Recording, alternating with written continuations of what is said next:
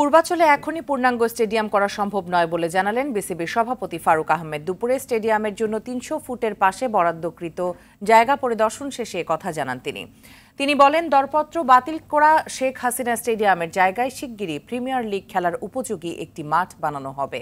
আরও জানাচ্ছেন আতিকুল ইসলাম শাকিল। দায়িত্ব নেয়ার পর ফারুক আহমেদ প্রথম বোর্ড সভাতেই সদ্য বিদায়ী প্রধানমন্ত্রী শেখ হাসিনার নামে পূর্বাচলের আন্তর্জাতিক স্টেডিয়ামের দরপত্র বাতিল করেন। সে সভার ২ দিন পর শনিবার দুপুরে পূর্বাচল স্টেডিয়ামের জায়গা ঘুরে দেখেন বিসিবি সভাপতি।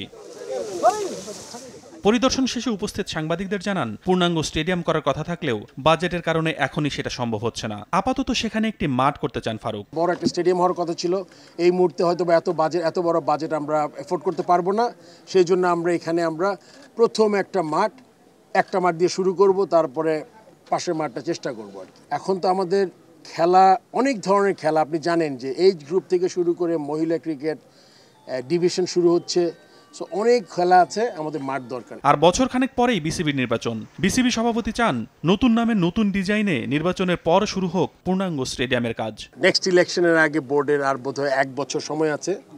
তো আমাদের মনে করেন যখন পূর্ণাঙ্গ কমিটি যারা আরেকটু লম্বা সময়ের জন্য আসবে, তাদের জন্য কাজটা করা একটা টার্গেট করে কাজটা করা তাদের জন্য সুবিধা হবে। তবে পরামর্শক প্রতিষ্ঠানের পেছনে এরই মধ্যে বড় খরচ হওয়ার কারণে নতুনভাবে আর সে খাতে কোনো খরচ করতে চান না বলেও জানান ফারুক আহমেদ। মাঠ করতে তো নৌকা বা স্কোয়ার শেপ দরকার নাই, বা মাঠ করতে তো ওভাল দরকার আর কি। সো মাঠ করতে জাল দরকার, সেটা আমরা করব। আতিকুল ইসলাম শাকিল, RTV, ঢাকা।